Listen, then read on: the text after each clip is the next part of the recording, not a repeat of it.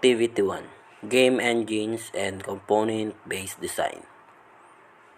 Game engines. Game engines are software frameworks that provide developers with tools and functionalities to create, design, and develop video games. These engines typically include features like rendering, physics, audio, scripting, AI, and more, allowing developers to focus on creating game content rather than building underlying systems from scratch. Popular game engines include Unity, Unreal Engine, and CryEngine. So, simple ang game engine, isang software framework na nagbibigay ng mga tool at functionality sa mga developer or sa mga new user para makagawa, makadesenyo at mag-develop ng mga video game. So next, type of game engines, which is the 2D game engines, 3D game engines, mobile game engines, custom game engines, console game engines, open source game engines, web-based game engines, cross-platform game engines. So, example of game engines, which is said earlier that the Unity, Unreal Game, Godot Engine, CryEngine, Game Maker Studio, Construct, Pacer, Blender Game Engine. So, next, which is the component-based design. Component-based design is an approach to designing and developing video games where the game entities are built as compositions of reusable, modular components. These components can then be mixed and matched to create a wide variety of game entities, promoting code reusability, flexibility, and easier maintenance.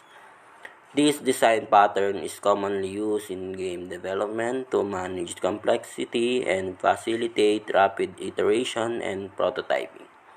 So, component-based design, ito ay isang disenyo na nagpapadali ng pag-handle ng aplikasyon at nagpapadali ng mabilis na pag-iterate at pag-prototype ng mga laro. So, next, characteristics of component-based design, which is the modularity. So these systems these components that can be developed, tested, and maintained independently. So next, which is the reusability, from the word reuse. These components are designed to be reused across different projects or within the same project, reducing development time and effort. So next, which is the interoperability. These components are designed to work together seamlessly, often through well-defined interfaces, enabling easy integration into larger systems. So next, which is the scalability, from the word scale, allows systems to be easily scaled by adding or removing components as needed without requiring significant changes to the overall architecture. So next, which is the flexibility. So these components can be replaced or upgraded without affecting the rest of the system, providing flexibility to adapt to changing requirements or technologies. Next, which is the ease of maintenance. Since components are self-contained and reusable, maintaining and updating systems become easier and less error-prone. So the last one, which is the encapsulation, from the word encapsulate. These components encapsulate their functionality and data, exposing only necessary interfaces to interact with other components, which helps in achieving better security and abstraction. So overall, components-based design promotes a modular, reusable, and flexible approach to software development, leading to more maintainable and scalable systems. So, types of component-based design.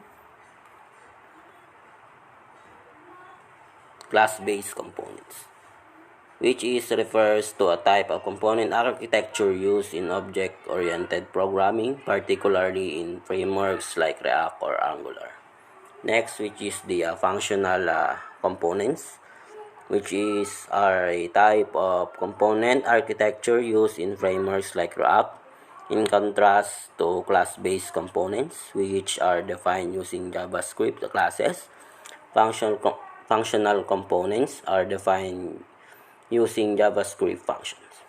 So, web components, which are a set of web platforms, APIs, that allow for the creation of reusable customs elements in web applications. Next, UI components are a fundamental building block of modern software development, enabling developers to create rich, interactive, and user-friendly interfaces for their applications. Next, which is the service components. It refers to components within a service-oriented architecture or microservice architecture. In these architectures, services are self-contained units of functionality that can be accessed and utilized by other parts of the system. So, these are just a few examples of component-based design approaches, each with its own principles, technologies, and best practices. The choice of approach depends on the factors such as project requirements, scalability needs, technology stack, and development team expertise. So, this is it.